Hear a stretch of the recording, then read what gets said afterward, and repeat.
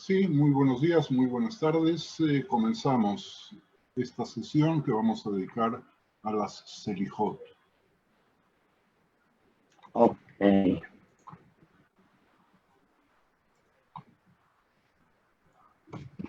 Miren esta hermosura.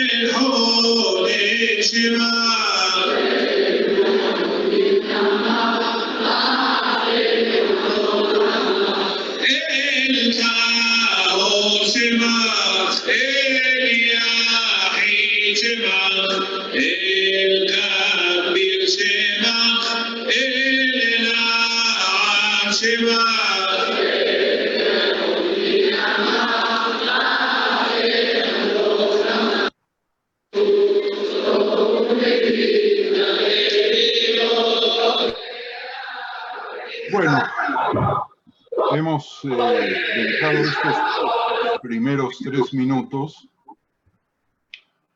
para transportarnos por un instante a la música tan alegre de las Selijot, de los sefardíes, que se grabó hace apenas un año atrás al lado del Kotel, y que este año nosotros no sabemos qué es lo que va a suceder, o sí sabemos que va a ser muy, pero muy difícil que las personas puedan reunirse colmando las sinagogas o colmando el Kotel para poder decir las Selijot. Y hoy he decidido, siguiendo lo que me sugirió mi querido amigo Shmuel, que está presente en este shiur también, he decidido tratar con ustedes el tema de las Selijot. Tema que, por un lado, aquellas personas que dicen Selijot y van a sus templos todas las madrugadas o en las noches muy tarde, les resulta algo muy particular, aunque la mayoría no tiene la menor idea de cómo se hicieron las Selijot ni cómo funcionan. Eso es lo que vamos a tratar de ver en nuestra reunión de hoy. Las Selijot se volvieron tan normales y tan populares que en Jerusalén, no sé qué va a suceder este año, se organizan excursiones por las sinagogas sefardíes para que las personas puedan tener la vivencia de ver a través de la ventana o ingresando a las sinagogas por un instante y participar de las slijot. Las slijot, en definitiva, son piyutim, son poesías. Desde el griego, nosotros llamamos por la misma raíz a los piyutim y a los paitanim, que es la raíz que usamos en español para la palabra poesía. Así que voy a tratar de desarrollar el tema, pero por ser ashkenazí, tengo un hándicap, por lo menos musical, y vamos a poder participar también en un fragmento pequeño de las selijot ashkenazíes, y vamos a poder notar la gran diferencia que existe entre estas dos partes del judaísmo, porque lo van a presenciar dentro de pocos minutos, mientras que las slijot sefardíes están llenas y llenas de alegría, y la música es contagiosamente alegre. Incluso fragmentos se convirtieron en récords de venta de discos, porque a la gente ashkenazíes o sefardíes les encanta esa música, y quien no sabe hebreo puede por un instante pensar que se trata de algo sumamente alegre. Mientras que cuando escuchemos las selijot ashkenazíes, vamos a darnos cuenta que es un tema apasionante de la liturgia, pero que tiene un dejo de profunda tristeza. Y vamos a ir viendo, si nos da el tiempo, espero que sí, el porqué de esa tristeza y cuál es la diferencia que existe. No en vano, la musicalidad de las selijot tiene que ver con el significado histórico, significado inconsciente, porque la gente no sabe exactamente cómo se fue dando esto, porque no hay cuándo estudiarlo. En los colegios no se estudian las selijot, porque en el hemisferio norte, aún en los colegios religiosos, las clases empiezan en septiembre, bastante tiempo después que comenzaron las selijot, que los sefardíes empezarán esta misma semana, porque empiezan el primer día de Elul, mientras que los ashkenazíes lo van a iniciar el Motzai Shabbat, a la salida del Shabbat anterior a Rosh Hashanah. Y a veces es un plazo muy pequeño y a veces es un plazo, son un poco más de días, pero no van a alcanzar la trascendencia ni la belleza del mundo sefaradí. Y como dato curioso les comento que gracias a la selijot se crearon funcionarios que en la antigüedad iban golpeando las persianas para despertar a las personas para que concurran en la madrugada a las selijot. De ahí incluso algunos de ellos se convirtieron, el término en yiddish se convirtió en apellidos. Entonces vamos a encontrarnos con el apellido Klopman y Klapman y Klapperman, que heredaron de esa función de ir a golpear la puerta o a golpear las persianas y cantar en yiddish allí en Polonia, en Rusia, en Hungría y en Rumania antes de la Segunda Guerra Mundial, el Idn. Así como cantaban Idn in Budarain para ir a la Tevilá, cantaban Idn Slijes, y la gente se despertaba para poder llegar y no perderse ni siquiera una de las interpretaciones. Miren ustedes, las slijot, perdones, ese es el sentido literal, son servicios de oración y en sentido estricto, piezas litúrgicas que imploran la misericordia divina por las faltas cometidas por los hijos de Israel. La lectura de las slijot está asociada a los Yamim Noraim, los días de las Pascuas Grandes, como dicen en España, de Rosh Hashanah y Yom Kippur. Y también son recitados, a veces lo pasamos eso por alto, selijot durante los ayunos. En definitiva, las selijot son oraciones penitenciales y quizás sean la porción más antigua de las composiciones sinagogales conocidas bajo el término de piyutim. Nosotros tenemos que saber que las sinagogas se fueron abriendo después de la destrucción del templo, pero las tefilot se fueron desarrollando lentamente y transcribirlas en pergaminos y llevarlas de un lugar a otro era una proeza. Por lo tanto, en las tefilot había desorden y de pronto empezaron a surgir recién en lo que es el territorio de Eretz Israel ahora, por ahí del siglo IV y del siglo V de nuestra era, los primeros piutim, las primeras composiciones poéticas que desarrollaron una literatura impresionantemente bella que nosotros lamentablemente pudimos conservar hasta nuestros días en forma únicamente parcial. No está del todo claro si surgieron simplemente como expresiones de sentimientos religiosos o como una respuesta deliberadamente disfrazada a las persecuciones que los judíos sufríamos por ahí de esa época. Es decir, que nosotros hoy no podemos saber con exactitud si las composiciones esas composiciones de Selijot, esas composiciones litúrgicas, esas poesías, surgieron como expresión de sentimiento religioso fundamentalmente de arrepentimiento o expresaban el dolor que sufríamos en esa época por las persecuciones. De cualquier caso, los piutim cumplieron un propósito especial cuando, por ejemplo, por ahí de esa misma época, el decreto del emperador bizantino Justiniano I del año 553 prohibió los estudios talmúdicos y la enseñanza de la Torá, tema que íbamos a desarrollar hoy, pero que postergamos para dar espacio a nuestra conversación acerca de la Selijot. Pero fíjense ustedes que Justiniano no proscribió la liturgia, por lo tanto permitió que la gente se siga reuniendo y los piutim fueron escribiéndose de manera de poder inculcar preceptos fundamentales como la observancia del Shabbat, de las festividades religiosas y para exhortar a la congregación a amar a la Torá, a creer en Dios y a poner su esperanza y confianza en la providencia permanente de Dios. Estos poemas religiosos también sirvieron como recordatorio de tiempos pasados, cuando Dios mostró que no había abandonado a su pueblo elegido. Dicho en otras palabras, más claras, nosotros como pueblo fuimos encontrando soluciones creativas a situaciones de agobio.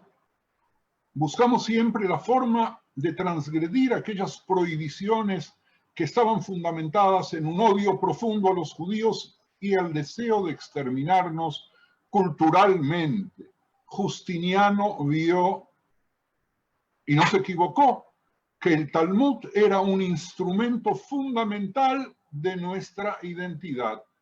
Justiniano vio, y obviamente no se equivocó, que el estudio de la Torá permitía la identidad judía y la transmisión del judaísmo generación por generación.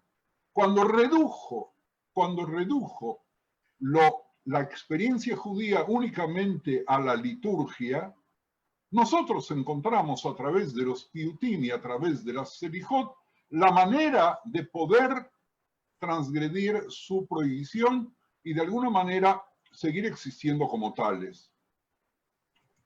Hubo otro tema muy importante que tenía que ver con los piutim y que aparece recién en el siglo VI, que fue parte de una discusión en el pueblo judío que muchos siglos después se retoma con el surgimiento de nuevos movimientos en el judaísmo, y fue si en la sinagoga debíamos usar únicamente el idioma hebreo o debíamos permitir que la gente rece también en el idioma del lugar o en el idioma popular, que en aquel entonces era el arameo.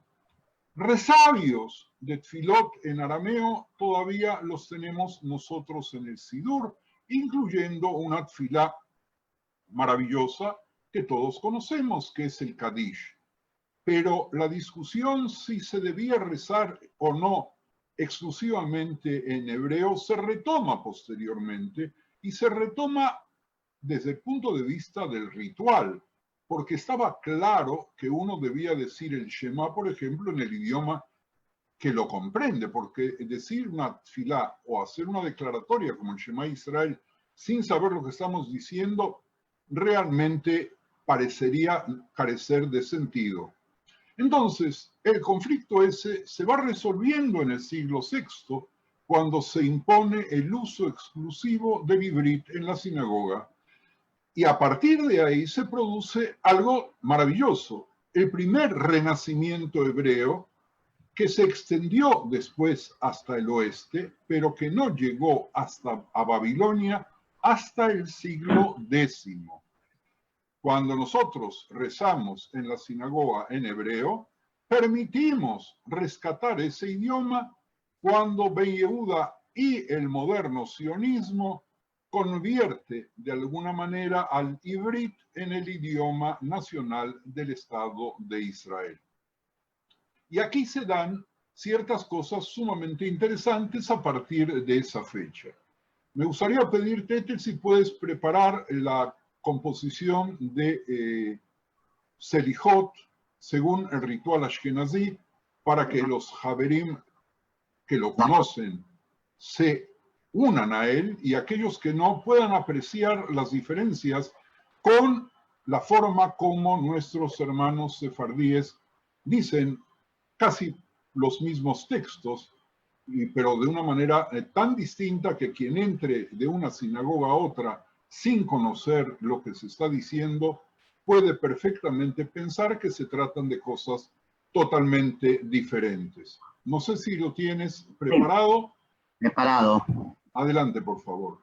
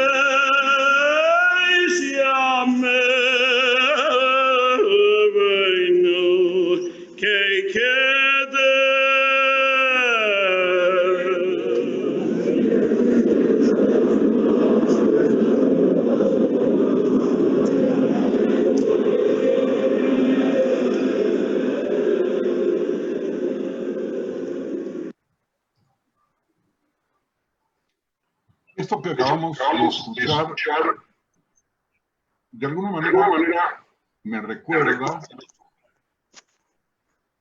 que cuando era niño iba de la mano de mi padre, Alaba Shalom, a escuchar Selijot interpretados por un gran Hazán y por un coro, e íbamos a llenarnos los poros por la música, y después íbamos a nuestra pequeña sinagoga y decíamos los piutim y las Selijot, cantadas por personas que apenas podían modular, pero que intentaban imitar lo que hacían los Hazanim. Ahora, cuando estamos hablando del siglo VI, siglo VII, en ese periodo las sinagogas, los Batei Knesset, comienzan a nombrar Hazanim, que no los llamaban así, sino eran oficiales, instructores, preceptores, tutores, parte de cuyo deber era componer adiciones poéticas a la liturgia en Shabbat y en las festividades especiales. A estos autores los llamaban los paitanim. Ya habíamos visto antes que el término está relacionado con la palabra griega de los poetas, y sus poemas eran llamados piutim. Ellos, además de emplear todos los vocabularios bíblicos que tenían a su alcance, conocían la Mishnah y por lo tanto para ellos era un idioma, parte de un idioma sagrado, y también conocían y practicaban y hablaban los giros idiomáticos del arameo. Y estos paitanim, a veces para poder conseguir una rima en las frases, pues inventaban palabras nuevas, deformando palabras existentes. Y entonces esos poemas presuponían de una audiencia altamente educada, porque había muchísimas recónditas alusiones y listas exhaustivas de ritos y leyes, no en vano a nosotros, aun si hablamos muy pero muy bien el hebreo, aun si estudiamos el Tanaj y conocemos el vocabulario del Talmud, nos es tan difícil comprender esos piutim. Los nombres de los poetas más destacados de aquel entonces son Pinhas HaKohen, Yossi ben Yossi, Yanai y Eleazar HaKalir o Ben Kalir. Vivieron más o menos en ese orden, pero no se sabe cuándo ni dónde vivieron algunos de ellos en lo que hoy es Israel. Las fechas aceptadas van del siglo III al VI. Y como dije antes, muchos de esos piutim todavía los usamos hasta el día de hoy. El filósofo Saadia Ben Yosef, 882-942, fue un ferviente, me refiero obviamente a Saadia Gaón, fue un ferviente defensor de los piutim en Babilonia, pero la poesía religiosa encontró allí, miren ustedes lo que sucedía en aquel entonces, una fuerte oposición porque consideraban que era una innovación innecesaria en la liturgia. Apenas hace 1 o 2 semanas hablamos de las dificultades de poder incluir algún texto nuevo porque afecta no solamente un texto nuevo, también en algunos lugares es muy difícil cambiar la música. Y si de pronto se trata de introducir una musicalidad nueva, pues habrá parte del público que va a protestar. Y así vemos nosotros que no hay nada nuevo bajo el sol. También en aquel entonces había conflictos parecidos a los de nuestros días.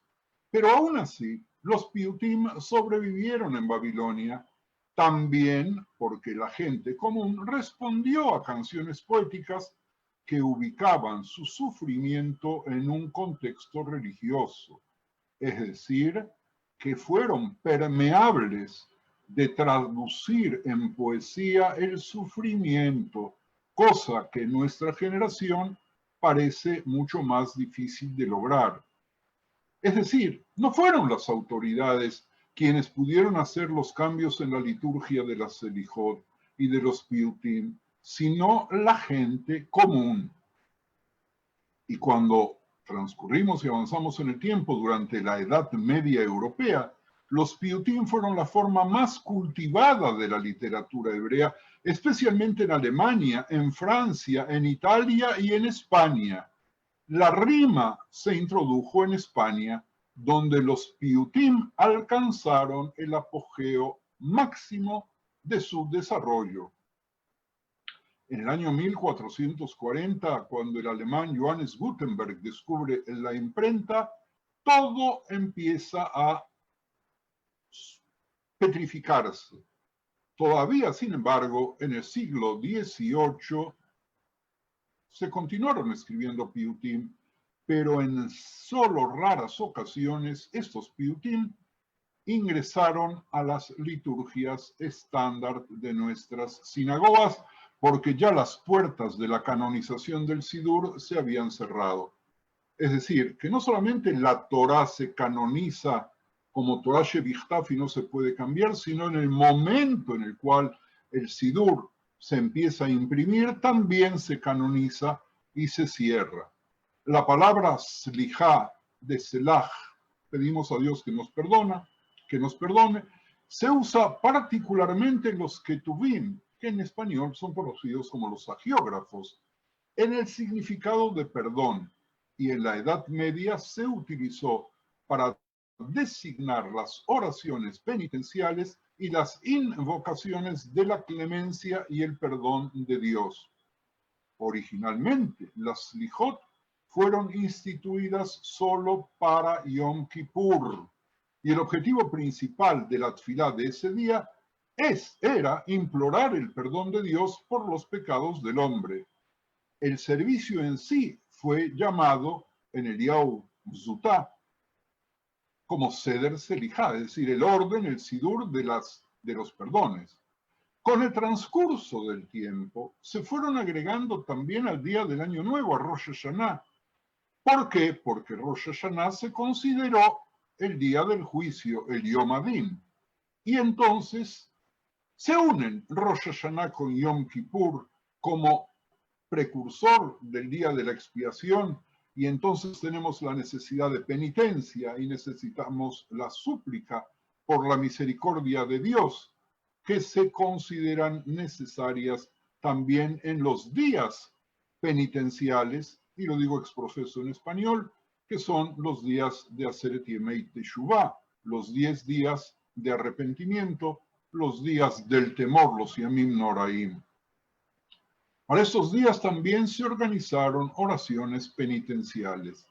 La recitación de tales oraciones se extendió luego a varios días en el transcurso de la víspera de cada Neomenia, de cada Rosh Hodesh, en Yom Kippur Katán, en los días de ayuno. Y eso aparece en todos los libros. Y entonces tenemos el ayuno del 10 de Tevet, el 13º día de Adar, conocido popularmente como el ayuno de Esther, el 17º de Tamuz, el 9º de Av, sobre el cual hablamos hace poco, y varios días de ayuno en conmemoración de epidemias u otras calamidades. Recuerden que hemos hablado nosotros en nuestros encuentros del hecho de que distintas comunidades judías recordaban las salvaciones festejando algún Purim especial, personal, privado de esa ciudad o de esa zona geográfica, y también recordaban epidemias por un lado y por otro lado persecuciones y asesinatos en los cuales se decían Selijot. La fuente de eso está incluso en la Mishnah y en la Gemara, en Ta'anit 51.1. La tfilá se abría con una exhortación al arrepentimiento y en consecuencia fue adecuado para la introducción de oraciones penitenciales o Selijot. Vamos a hacer una nueva interrupción para escuchar el Kadish de Selijot, pero interpretado con una entonación hasídica Este Kadish en muchas sinagogas se suele cantar, la música es relativamente moderna, a la finalización de la Selijot y también cuando se quiere hacer tiempo para estirar el momento antes de tocar shofar, en el momento en el cual termina Yom Kippur. Vamos a escuchar entonces el Kadish.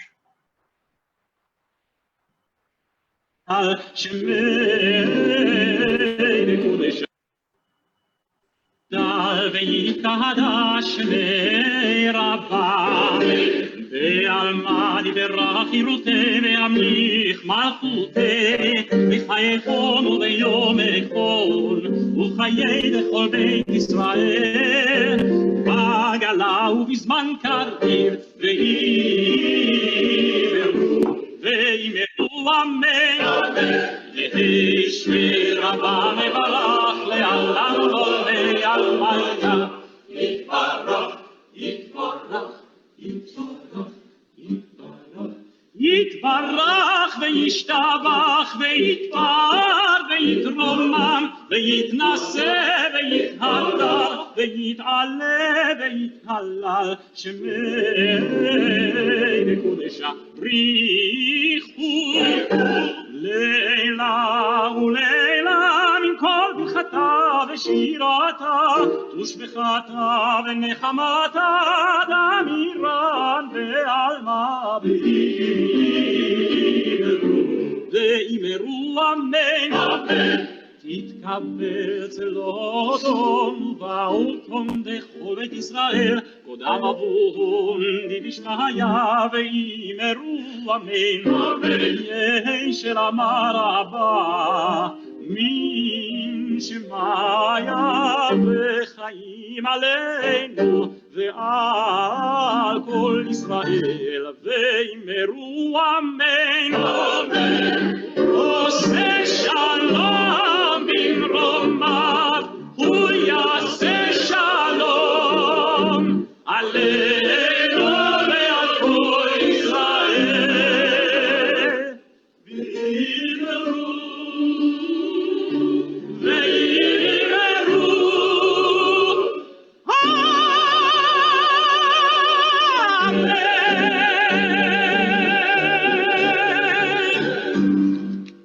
Podido apreciar también en Slijot que se dijeron en el Bet HaKnesset Hagadol de Jerusalén, como en este Kadish que se dijo en una sinagoga de Estados Unidos, la potencia y la calidad de la voz de los Hazanim.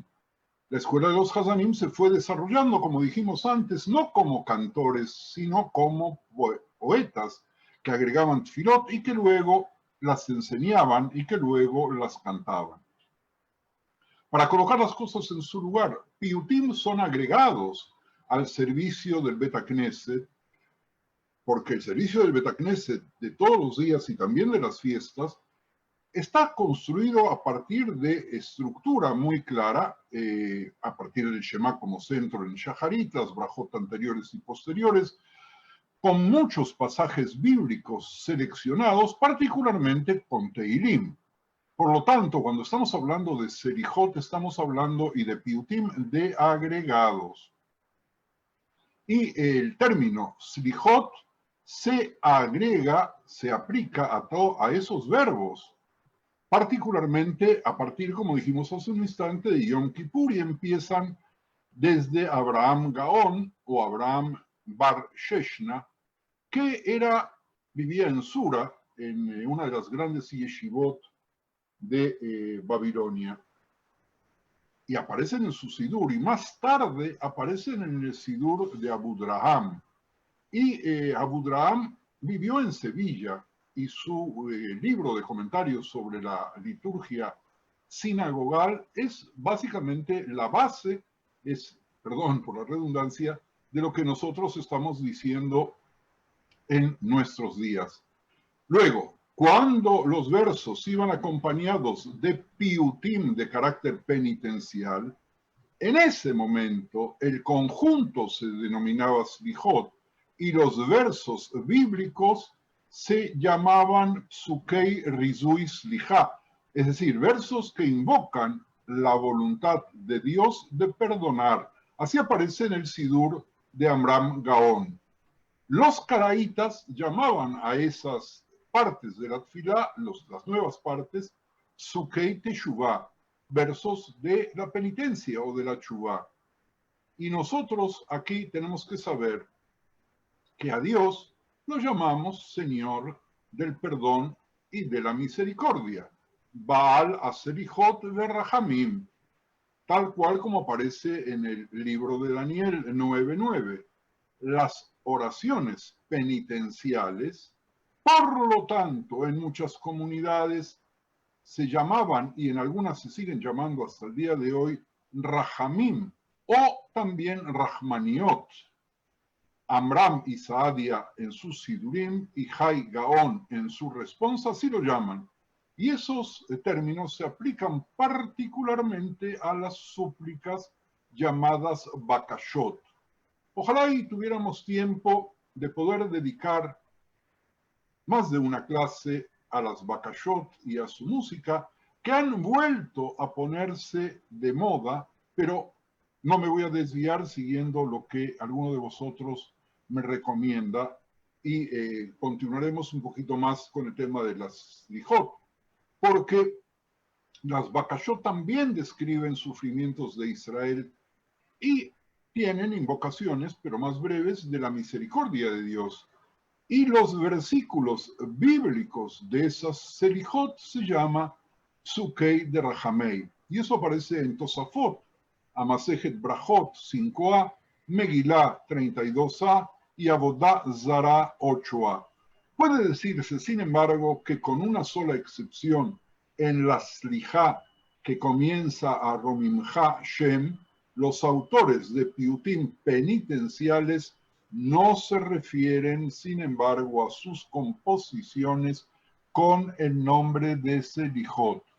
El perdón, que es el verdadero significado de Selijá, proviene solo de Dios. Esa es la razón. Proviene solo de Dios.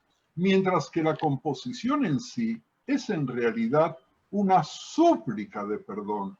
Por lo tanto, no iban a presumir llamando a sus textos Slijot, porque los textos no son los que perdonan. El único que puede perdonar es Dios. Lo único que pueden hacer las Slijot es ser un canal de nuestra súplica de perdón, un canal de una súplica de perdón que hacemos convencidos, como los sefardíes, que van a ser aceptadas, cantando desde un principio con enorme alegría, además porque no tenían o no contemplaban la parte de las persecuciones, o como los ashkenazíes, como algo muy, pero muy solemne, algo pero muy fuerte en una música influenciada obviamente por la ópera e influenciada también por la música gregoriana. Por lo tanto, miren ustedes, los autores de las Selijot se refieren a ellas usando otros términos, como por ejemplo Bakashá, Atirá, Tejiná, Tajanún, es decir, términos que si nos detuviéramos a traducir cada uno de ellos, son variables del término en español que nosotros llamamos súplica. Es decir, que son súplicas de perdón, pero no son perdón. Son pedidos, son bakashot, son imploraciones.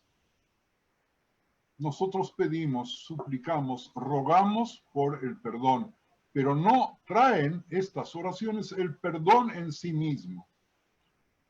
Miren ustedes, con la extensión gradual en el transcurso del tiempo del servicio de la tefilá de Yom Kippur, se hizo necesaria una distribución de las Selijot. Acordémonos nosotros que en Yom Kippur tenemos 5 fragmentos de tefilá. Y entonces las tejinot de las Selijot y algunas llamadas kerobot se distribuyeron en pedazos de cada uno de los 5 servicios de Yom Kippur. Y cada uno de esos servicios se llamaba también Ma'amat, un término que se encuentra con frecuencia en la poesía sinagogal, particularmente la de Isaac Ben Gayat. Las primeras Selijot después de que los versículos bíblicos fueron acompañados de composiciones penitenciales, eran muy simples. Uno de ellos, que comienza con Misheaná, se menciona ya en Ta'anit, en la Gemara, como habiendo sido recitados en los días de ayuno y como habiendo sido interpolado en las 6 bendiciones añadidas a las 18 diarias de la Shmona Esrei. Shmona Esrei 18, que son 19, 3 al principio, 3 al final, depende del día, 13 o 7 o 5 o una sola en el medio. De las otras Selijot tempranas, podemos mencionar, por ejemplo, el Melech Yosef al Kisei Rahamim y el Erehapaim, siendo ambas introducciones a los 13 atributos de Dios que conocemos en hebreo como Shlosh Esrei Midot, y la oración de Shomer Israel, que viene incorporada también en la oración de todos los días. Los días de ayuno ofrecían una oportunidad de la composición de Selijot. ¿Por qué? Porque la gente podía contar sus miserias, unía a las personales a las de su grupo, a las de su zona, podía confesar sus pecados íntimamente e implorar la misericordia y declarar con el corazón el amor a Dios en una literatura poética impresionantemente bella que comenzó a desarrollarse a partir de la Edad Media, casi similar a la literatura de los Salmos, obviamente de la época del rey David. Tanto las Selijot como los Teilim tratan del exilio, la opresión y el martirio. Ambos contienen la confesión del pueblo por sus pecados y la declaración de arrepentimiento. Representan la vanidad de la vida y fueron creadas a través de los siglos. Sin embargo, existen diferencias incluso en el modelo poético. Las Selijot se compusieron en el estilo métrico de las naciones circundantes. Por lo tanto, si la composición fue hecha en la zona de Siria, tenía el estilo métrico de los sirios, de los bizantinos y de los árabes, pero ello en los Teilim obviamente no aparece. Aquí tenemos nosotros una gran diferencia. Voy a decirles uno o dos conceptos más y vamos a detenernos para que podamos conversar. Los primeros piyutim, incluyendo las Selijot poéticas, fueron compuestas, como ya vimos, probablemente a lo largo del siglo VII. Pero tenían formas de letanías, es decir, oraciones breves, a veces dispuestas en acrónimos de orden alfabético, a veces llevando el acrónimo del nombre del autor, lo que gracias a ello permitió que podamos saber más o menos quiénes son sus autores, y en ocasiones con terminaciones que evidencian un intento de rima, evidencian para nosotros los modernos lo que nosotros llamamos la rima asonante o la rima consonante.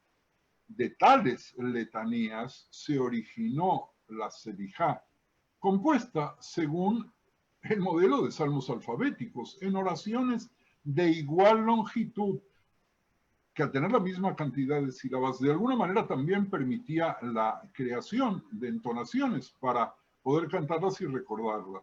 A veces también las oraciones se subdividen, de modo que una especie de ritmo prevalece durante toda la Selijá. Con el transcurso del tiempo, la escritura de las Selijot se volvió aún más elaborada, como se ve en otras Selijot, en las que cada división consta de 3 secciones de 2 oraciones cada una. Cuando estemos con el Mahzor en la mano, vamos a poder verlo. Hay Mahzorim que marcan eso precioso, de manera tal que sepamos que no es una casualidad del linotipista ponerlo bonito, sino más que nada nos da la posibilidad de saber entender muy pero muy bien cuál es la musicalidad que los autores quisieron. Bueno, me detengo aquí para darles posibilidades de conversar antes de continuar y cerrar nuestra reunión de hoy. Bacallá, Javerim, si alguien quiere, Raquel. No, solo levantaste la mano. Ok. Si alguien quiere preguntar o opinar o lo que sea, ahora es el momento. Sí, Berta. Pero con respecto a otro tema que me interesa de esta fecha también, ¿no? Berta, no te estoy oyendo. ¿Me escuchás? Sí. ¿Me escuchás? ¿Está abierto el micrófono? Sí. Está abierto el micrófono. Sí, yo quería saber, más que nada, algo que escuché sobre el Salmo 27, que hay que decir en estos días también, además de escucharse de Job. ¿En qué momento del día hay que decirlo? ¿En qué condiciones? ¿Se puede decir en cualquier momento? Ok, te voy a contestar, Berta, pese a que no es el tema de hoy. Le David Hashem Ori, nosotros decimos en Shaharit, y hay dos costumbres, una de decirlo en Minjá y otro de decirlo en Arbit. Todas esas costumbres son válidas, pero como muy bien al preguntarlo me permite señalarlo, como judíos que somos, no siempre podemos estar de acuerdo, ni siquiera en el momento de decir esta tefilá tan bonita, tan profunda y tan trascendente, también, o diría yo particularmente en nuestros días. Gracias.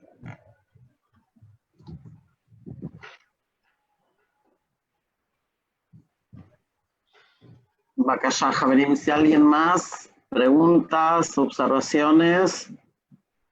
Sí, Jorge. Buenas tardes, ¿se escucha? Perfecto. Sí, se escucha, Jorge, perfecto. Sí, ¿qué tal? Quería hacer una pregunta, a ver, ¿a qué se debe que cada comunidad tiene distintas maneras, con mucha diferencia, de decir los selijot? Por ejemplo, los sefaradí lo decimos desde el 1 de Tishri, vendría a ser desde el día 3 de Tishri, cada 100. El Ashkenazí... De Elul, Jorge. De Elul, perdón. El Ashkenazí lo dice prácticamente la última semana. Los marroquíes lo dicen más a la madrugada. Nosotros decimos 1 hora antes de Tefilá. Justo, todos los días 1 hora antes de la Tefilá. ¿Cuál es el motivo más que nada esencial que hay tanta diversidad o tanto cambio en las costumbres de cada uno? Mira, es un tema, porque cada uno de nosotros recibe una tradición diferente. Por lo tanto, los textos son diferentes y también la forma de decirlo.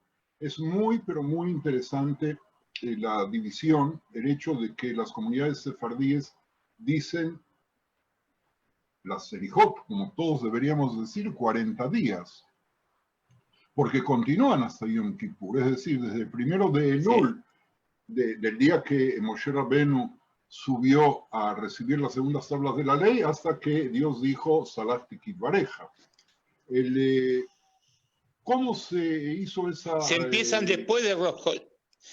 Perdón, no, se empiezan después de Rosh Chodesh. Jorge, el primer día de Elul.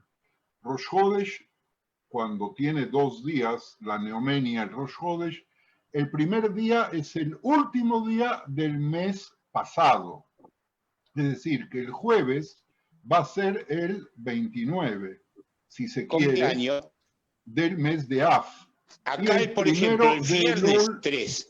Espera, Jorge, si hablan los dos, perdón, Javerim, si hablan los dos al mismo tiempo, no se escucha a los demás, así que no dialoguen, habla uno y después el otro, pues si nosotros no los podemos seguir así.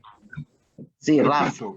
Cuando Rosh Chodesh tiene 2 días, el primer día es el último del mes anterior y el segundo día es el primer día del mes nuevo. Ahora, con respecto a los horarios, nosotros creemos, y no es la única oración que decimos de madrugada, es decir, antes del amanecer o tarde en la noche, y la gente lo fue acomodando para posibilitar que la gente vaya. Los ashkenazíes empiezan, como muy bien dijiste, Jorge, en sábado a la noche. Y en algunas sinagogas empiezan a las 10:30, otras a las 11, otras a las 12.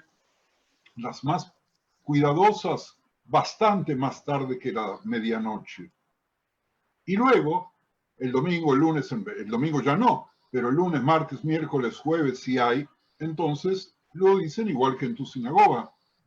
Una hora antes del inicio de la tfilá.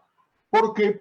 Porque de esa manera garantizan la posibilidad que las personas concurran. Entonces, si llegaste un poquito tarde para la Selijot, no pasa nada, pero para la tfilá vas a llegar temprano. Es una cuestión de acomodamiento, y como dije hace un rato, incluso estaba el funcionario que iba puerta por puerta a golpearle a la gente para que se despierte. Y bueno, septiembre, por lo general, cuando empiezan las Selijot, Elul, tanto en el hemisferio norte como en el hemisferio sur donde tú vives, en la Argentina, todavía ahí es probable que haga frío, entonces no da muchas ganas de llegar a la sinagoga a las 12 de la noche y poder cantar con comodidad todas las noches cuando hay que trabajar al otro día 3 o 4 o 5 horas y regordearse absolutamente con la belleza, no solamente de los textos, sino con la belleza de la música, de una música preciosa. Hay una pregunta, ya que nombras la música, hay una pregunta en el chat, que pregunta si la música se escribía en partituras, si se acompañaba con instrumentos o si siempre fue a capela. Es muy interesante. Por de pronto voy a empezar por lo segundo. Nosotros no tocamos, las comunidades ortodoxas no tocamos instrumentos en Shabbat y en festividades. Por lo tanto, en Shabbat y festividades, siempre a capela. En el momento que decimos la Selijot, es día de semana. Por lo tanto, no hay ningún problema de acompañarlo con instrumentos.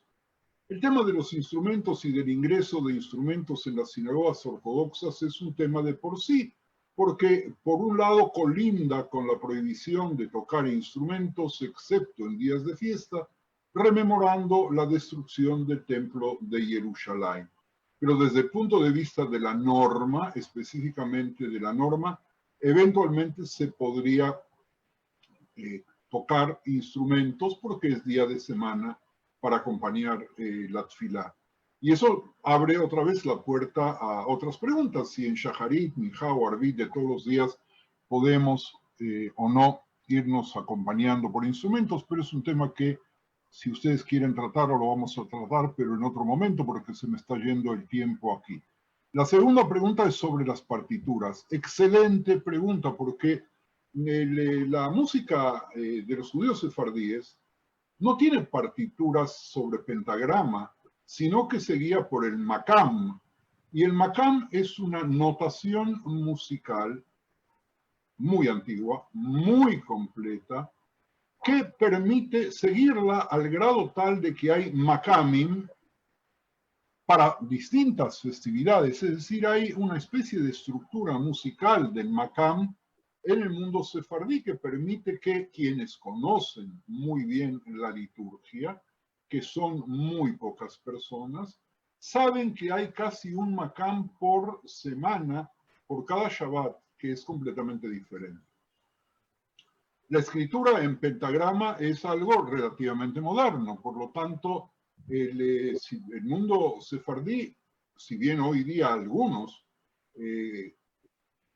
interpretan la música ya traducida sobre pentagramas y en partituras tal cual como nosotros las conocemos y como cualquier músico hoy día usa, empezaron a usarse y rápidamente los grandes hazanim, que al principio sabían las composiciones de memoria, empezaron a tomar anotaciones. Y si ustedes van a alguna gran sinagoga con alguno de los grandes hazanim renombrados, van a encontrar que sobre su sidur están las partituras y están las hojas de las cuales van leyendo las notas musicales para poder ser fieles a la música de la tradición. Ella no me escucha. A ver si me ve. Sí, Libe. No me ve. Libe, ¿quieres preguntar?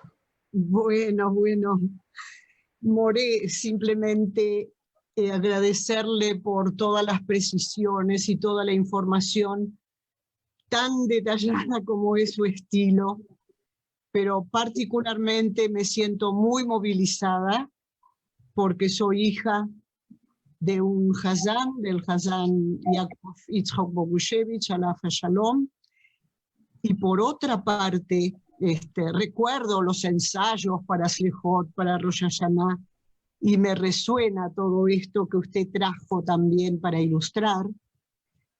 Agregadamente, en un libro, Turbiner figura y contaba mi suegro que su papá se levantaba muy temprano en el shtetl, un mes antes de Rosh Hashanah, golpeando las casas y en las ventanas, y con un nigún especial diciendo, Shtei toif, slijot. Así que bueno, no sé si hay muchos testimonios que puedan todavía recordar esto en vivo. Como soy entrada en edad, tengo la suerte de poder traer este testimonio que usted tan brillantemente trajo. Gracias. Muy lindo lo que Libe nos trae aquí sobre el final de nuestra reunión, que es testimonio vivo todavía de aquella época a la cual hice referencia, incluyendo los apellidos, ¿verdad? Que la profesión era muy amada. Repite cómo decían en Yiddish, porque yo dije Idn y Shul, pero tú dijiste algo mejor, Sí. más exacto. ¿Cómo era que decían? Shtei toif, Despierten, judíos slijot. Es decir, era el despertador que había en aquel entonces, no se colocaba el teléfono para levantarse y nadie que escuchase Shtei toif idalach slijes iba a quedarse entre las sábanas remoloneando, sino que se levantaban, se lavaban las manos e iban corriendo a decir slijot, porque era la mejor manera de prepararse para las fiestas. Veo que el tiempo se nos acaba. Si hay alguna pregunta más.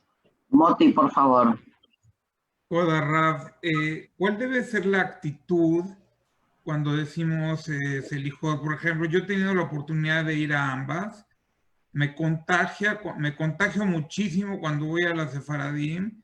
Canto, participo y siento que hay mucha alegría en el shul. Y cuando voy a Slijes a Ashkenaziot, siento que son muy tristes. No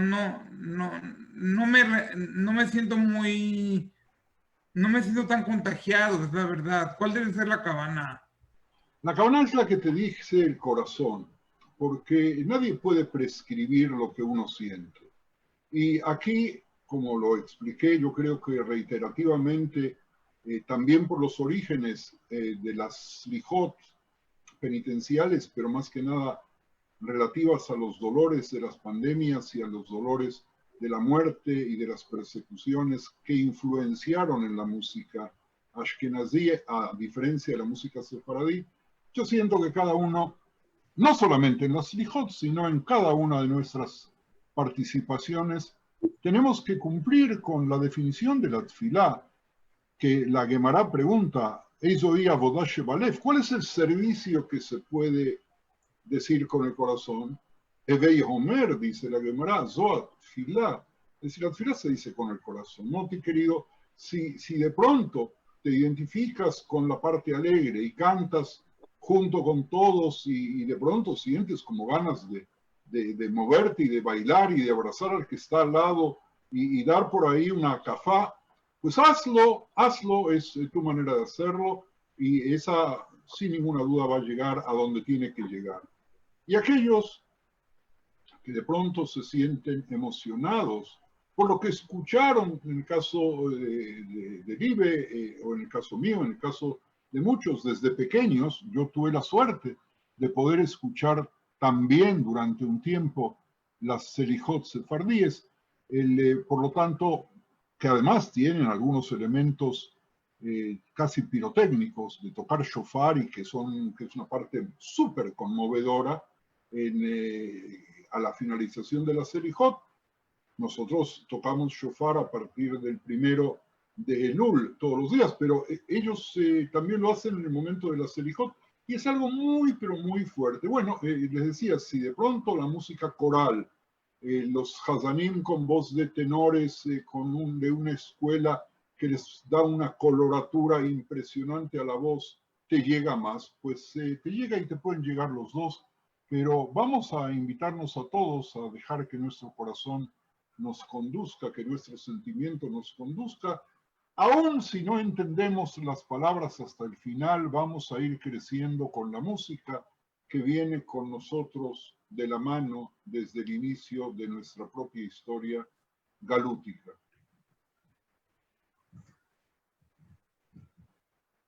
Bien. ¿Alguien más, Javarim? Sí, Prina. Tienes que abrir el micrófono, Prina. Sí, si hay un ratito, no quiero sacar el tiempo, que ya estamos sobre la hora. Excelente, excelente la ponencia, me encantó, me encantó. Mi pregunta es, como escuché de que en Israel había una onda un poco de que las selijot venían cargadas de mucha persecución, de mucho dolor, digamos, de tiempos muy galúticos, escuché de que se había instaurado como un tikkun de selijot tipo israelí, como que incluso con la argumentación de que no vamos a engañarle a Dios, que nos están persiguiendo y nos están torturando, nos está diciendo. Entonces, si algo de eso todavía queda un ratito de tiempo para que nos digas. Y otra vez, muchas gracias, me encantó. No, por favor, Prina. Mira, acá hay el Nusach israelí nuevo, fue inventado, si se quiere, o fue diseñado por el Bnei Akiva. Y por un lado, llegó a unificar la música de manera tal de que quien entre a las sinagogas de los judíos con las kipot tejidas, de sinagoga en sinagoga va a escuchar siempre la misma música y le va a permitir identificarse con comodidad. ¿Cuál es la segunda parte? La segunda parte es que de pronto eso provoca una especie de chatura y un poco de pobreza. Es como si en cada uno de los días de la semana o en cada uno de los Shabbatot comiésemos únicamente la misma comida. Y de ahí que de pronto, ahora en nuestros días, resurge la música de Shlomo Carlebach, que tuvo su apogeo.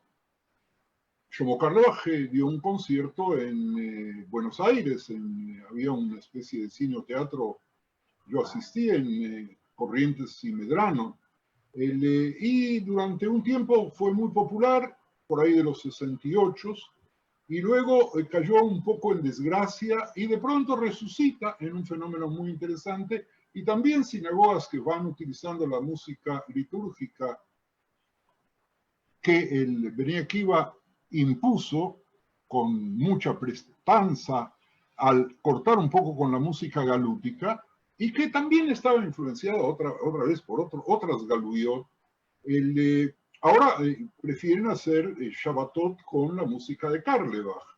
Y hay sinagogas en Jerusalén que hacen 4 horas de Shaharit en Shabbat porque cantan todo Carlebach, y hay sinagogas, incluso a la cual nosotros vamos aquí en Israel, donde cuando llaman a los niños a hacer Hazanim, pues cantan con la música de Carlebach, y algunos viejitos, no importa qué edad tengan, pueden tener 25 años, se ponen muy nerviosos, particularmente los viejitos de 30, 35 que tienen hijos pequeños porque quieren ir a dar de comer a los niños, no sea que se duerman en la cena. Pero ahora, a tu pregunta, mira, que es muy importante, el intento de renovación musical, quizás no esté tan afirmado por el tema de la tristeza de la música de los Ashkenazim a través de los tiempos, sino la influencia de nuevos vientos renovadores, que también, dado que aquí cada vez hay más familias que tienen hijos e hijas, que forman parte también de familias, sean ashkenazíes o sefardíes, y por lo tanto van un día a una sinagoga y van otro día a otra sinagoga, o un Shabbat van con los suegros y otro Shabbat con los padres, y van a una selijot y van a otra selijot, van enriqueciéndose. Yo creo que nosotros estamos viviendo ahora en un momento de transición donde se hacen intentos, y todo intento es bueno, como yo le decía a Moti, intento de poder llegar a encontrar la forma que hable a nuestro corazón. En nuestra generación también, y particularmente cuando nos acercamos a Yom Kippur, tuvimos un Yom Kippur trágico, pero ese ya es otro tema. Es decir, que lamentablemente no nos faltaron tampoco en nuestros años, en nuestro tiempo, no solamente los recuerdos de la Shoah, que hicieron que Yom Kippur también sea un día más triste de lo que realmente debía ser, porque fue un día de alegría, pero me conformo si es que con esta respuesta que obviamente da para más. Estamos viviendo un momento de transición donde se produce una colisión de tradiciones que va a llevar a una nueva unión de músicas y a la creación de nueva musicalidad. Hay una enorme creatividad de música litúrgica a partir de los solistas de música hasídica en el mundo ashkenazí y de una cantidad de cantores y paitanim también en el mundo sefardí, que es un placer para todos, independientemente de cuáles sean sus propias raíces musicales, escuchar. Ojalá podamos expresarnos con nuestro propio idioma y con nuestro propio corazón para que nuestro pedido de perdón sea escuchado por quien queremos nosotros, y por quien quiere vernos a nosotros, no suplicando, pero sí a través de la súplica, percibiendo que tenemos que comportarnos mejor. Muchas gracias, Javerim, que tengan un lindo mes de Elul. Nos vamos preparando ya para un año nuevo que traiga más bendiciones que este año que estamos terminando. Un abrazo para todos y otra vez muchísimas, muchísimas gracias. Gracias. Sí.